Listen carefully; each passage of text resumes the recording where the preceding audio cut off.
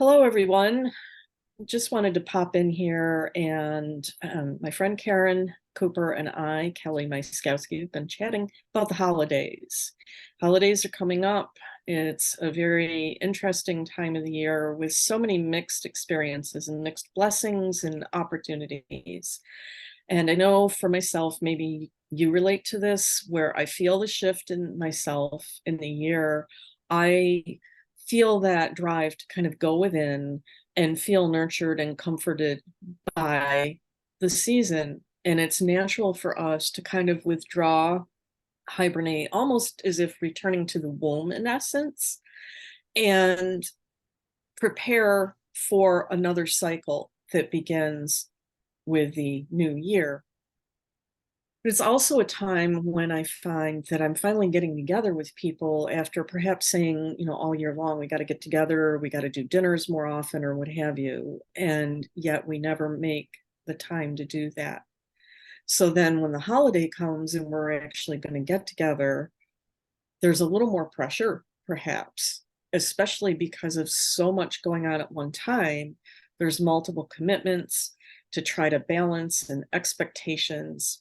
And we've talked a little bit about this in previous videos, being clear on what your expectations are and what your vision is for the holiday season, what your values are, what's important to you. And as we were chatting before we got started here, we both were kind of sharing our experiences and how things have evolved over the years and how we've handled some of this. And as transformational coaches, we'd like to share a little bit with you, both in terms of conversation between Karen and I, and then some tips that maybe you'll find helpful. And I think for me, as I was saying, how many times are we getting together because of a date on the calendar?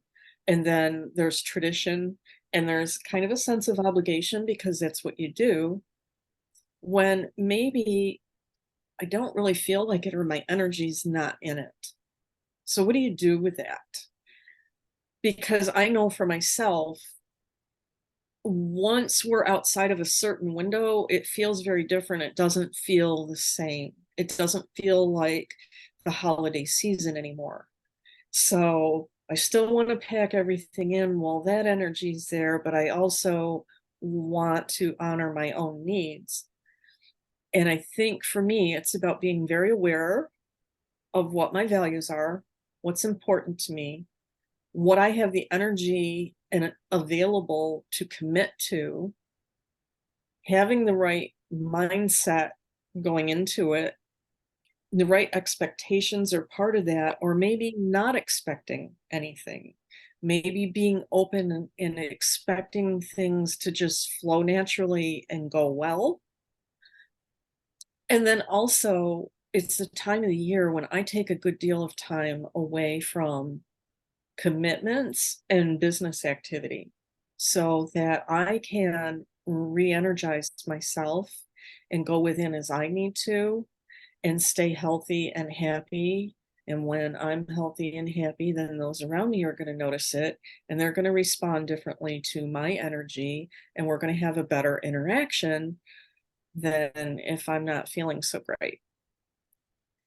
So it goes back to some of what we've shared in the other videos about breathing techniques and taking a pause and step back when you're starting to feel triggered, when someone's starting to get under your skin, and being aware of how your body's responding.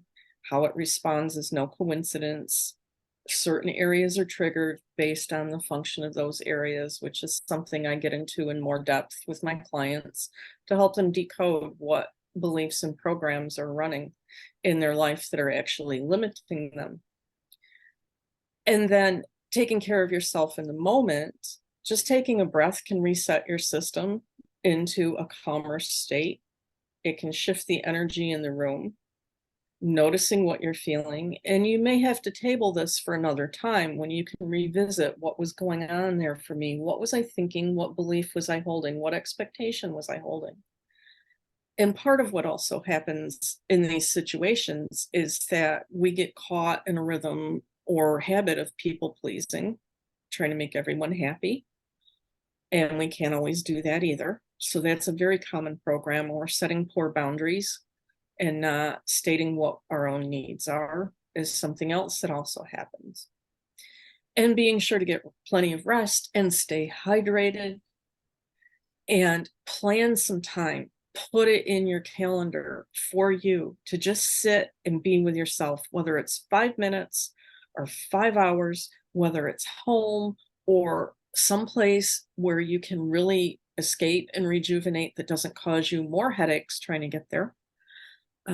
Those are some of my thoughts. And Karen, I'd love for you to share what your thoughts are and what you'd like to add to that, because I know we had a really good conversation before we hit record. I have many thoughts about this type of season. But here's what I'm gonna start with saying. Um, this season can bring a lot of, because think about it. It's Thanksgiving to Christmas time, and in between, it's holiday parties. It's, people either with your company that you work for, or people that or whatever, friendsgivings, or assorted different things are going on.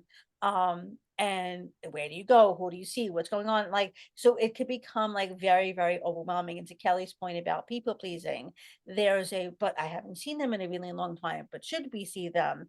I don't know what we should, you know what I'm saying? So it really lends to the conversation of in your head about um the guilt about not having seen someone or things like that. And like to Kelly's point, there's limiting beliefs that surround it and stuff like that, which I also dive deeper in my program as well. But I also want to just say, you're under absolutely no obligation. I'm a recovering people pleaser, codependent control freak. So I speak to this as a recovering people pleaser.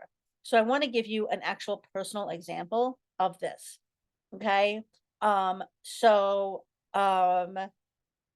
last year, so I'm my husband and I are no longer staying married, and last year was the first holiday um separated, and so my minor child went with him to his family, which is what we always did. And I went and had dinner with my mom, who's my only surviving parent, last year for Thanksgiving. So that's what we did last year for Thanksgiving. Okay, because that's what I felt I had to do, and it was fine for the moment. This year, however, in doing all the work that I've done on my mindset, and I'm a certified mindset coach now, I was like, no, Thanksgiving was my actual birthday. So my birthday was November 23rd and fell on Thanksgiving this year. And I was like, I don't want to be here. I was not interested in being in New York. Well, in Staten Island, I should say. I live in, but in Staten Island. And so I told my mom that I don't know what I'm doing, but I'm not going to be here. Like, and I did, and so as a recovering people pleaser, it was not necessarily an easy task, because there was a part of me that did feel bad, but I knew that I had to do what was right for me. Okay. And what ended up happening was that my son and my ex-husband, they went to his sister's and had a lovely time. I booked a disco room at the Roxbury Hotel in Roxbury, New York. So I stayed in New York State. And it was amazing. I was under a disco ball. I was by myself. So the first time ever in my 55 years on this planet that I've ever recreationally gone away by myself. And I went away and I stayed in the hotel and I went to dinner and I did things that I want to do for me by myself. And it was glorious. It was unbelievably glorious. Even when my brother called me and says, make sure mom has plans or whatever else, and my mom ended up hanging out with another widow friend of hers and they had a lovely day. But it wouldn't have mattered what my mom had done because I needed to do something for me. So I just want to say that, like, as a personal example of what the work does and what it looks like, to actually put yourself first and put the self-care first, and to say, you know what, no, it doesn't have to be, well, we haven't seen them and maybe we should, and blah, blah. If it becomes like that, then don't. Now here's the thing, there may be times when you can't do that, and they're just, you have to do what you have to do, I guess. So in that case, um how you perceive what's going to happen is a lot of it. So Kelly talked about expectations. Don't have any. Don't make a story in your head. Don't be like, oh my God, well, this person's going to say this and this person's going to do this and this. Maybe they will, maybe they won't. Don't know. You know, even though every year they do the same thing. Okay, I'm going to go in open and see what happens. And so let's just say you were right, right? You're proven right that Uncle Larry, I'm making a name up, you know, does the same stupid stuff that he does all the time. So here's ways that you can deal with Uncle Larry doing the same stupid shit that he does all the time. Number one is, like Kelly was talking about, do breath. Take a breath. I have alarms throughout the day that go off, and that's what you just heard when Kelly was speaking, actually, was my breath alarm. That went off and I forgot to shut off. My breathing alarm that goes off. So normally when that goes off, I stop and I do alternate nostril breathing. But that's a good practice. And even just this holiday season, breathing alarms, I feel like are a good practice in and of itself, because it takes you back to center.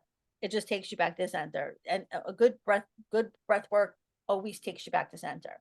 But if you're in a place where stupid shit's going on and you just don't want to deal with it, two other things that you can do. So I want to go back to that before I go do that. So I was thinking about the thoughts. So no expectations. So don't tell yourself stories. Don't make up craziness and meanings in your head, because when you do that, you're going to walk in all cranky and miserable and pissed off.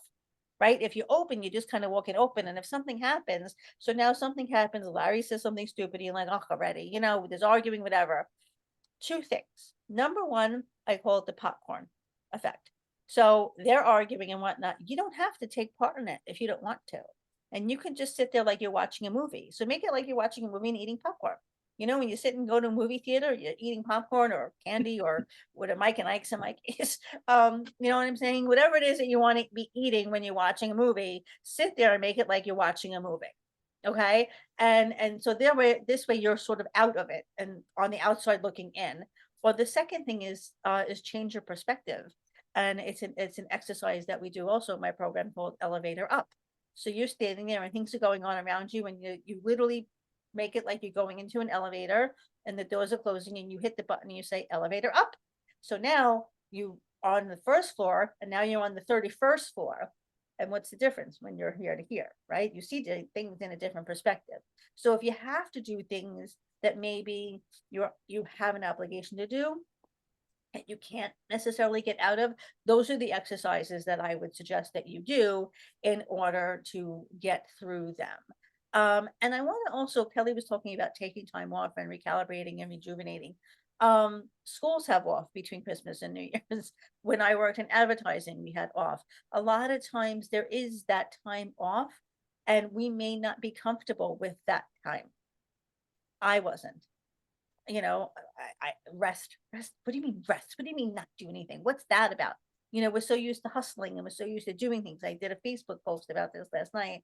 That rest is the new hustle. You don't have to do the hustle. I mean, if you want to do the hustle, dance, cool beans. And now the song is stuck in my head, just saying.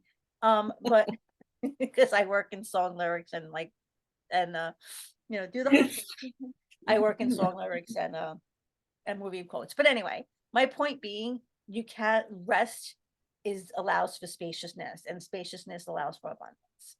And when you're hustling and efforting, you're constricted and you're coming from a place of lack. So when you focus on the lack, you get the lack. When you focus on the abundance, you get the abundance. So the rest and recalibration is also an important part of this season as well.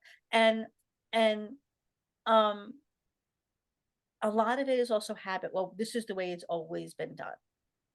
I want to point that out too. Like, this is the way it's always been done, but that doesn't necessarily have to be the case either if that's not what you want.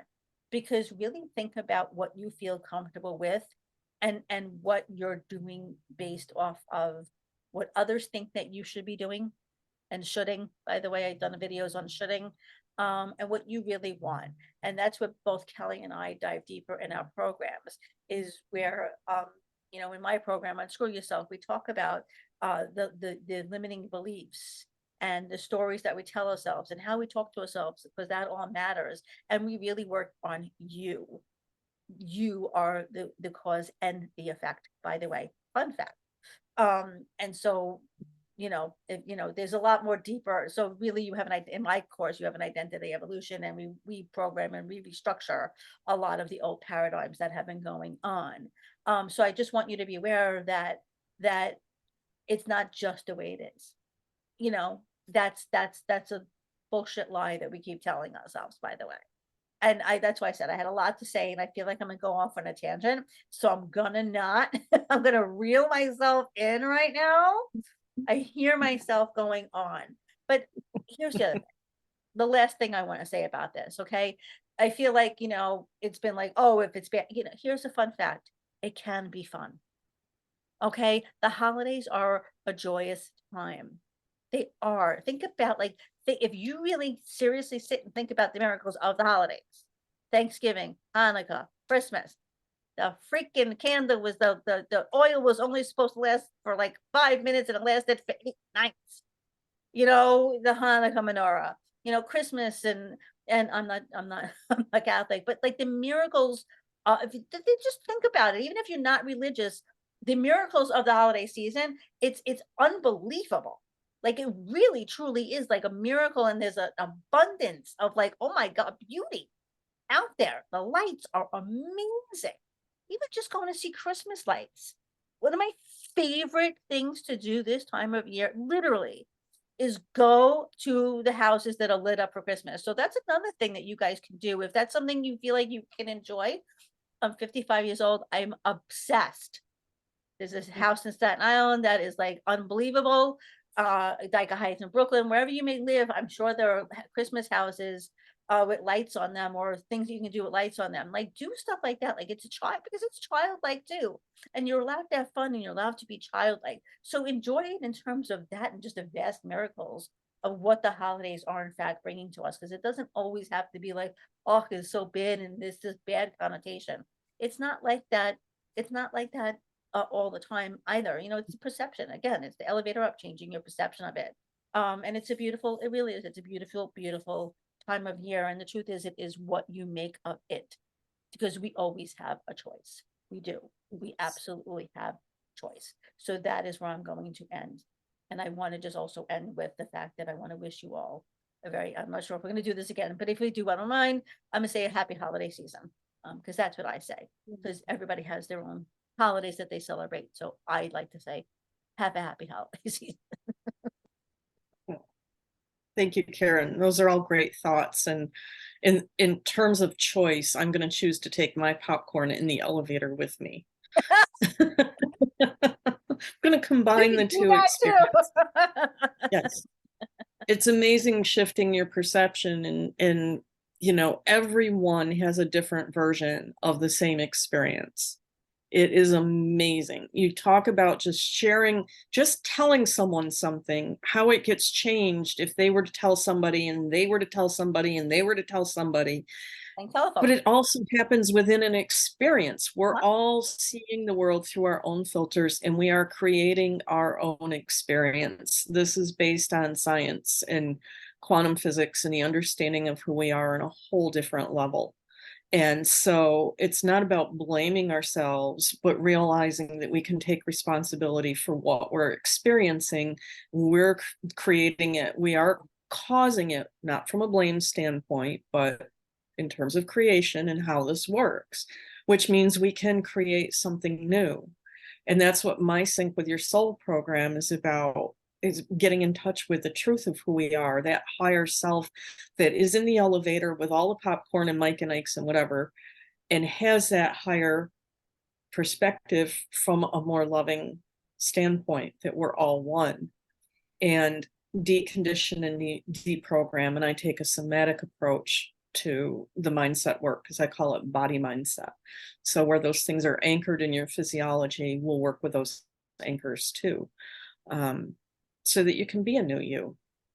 But it is an excellent point, many excellent points that you've made about our expectations and taking care of ourselves and the things that we can do in the process. And there are so many things happening at once that we're trying to balance. Some of it's tradition, and it would feel more stressful to not honor the tradition, as stressful as it is to honor it and to fit it in. But we do that out of choice, with an awareness of the effect that that's having on us. And bottom line, how can we create harmony and balance within ourselves so that we're able to have the experience we really want and need to have, the best that we can create that happening, but also are happy and healthy in the end, and not wearing ourselves out and burning ourselves out, people pleasing and having our boundaries trampled and doing things because we should and must, but really because our heart is in it. And yeah, I guess I look forward to more of these chats and to sharing with you in the future. We've not decided definitely that we're going to wait till after the new year before we visit with you again. We don't know at this point, but in the event that I don't see you all again, happy holidays to you and yours from my sacred heart to yours. And I thank you for being here. We look forward to your comments, your questions. Feel free to DM us. We're both open to a pitch-free chat. You'll find our contact information with this video wherever you see it posted. And all I have to say is goodbye for now. Sync with your soul and let your inner light shine. Bye. Bye.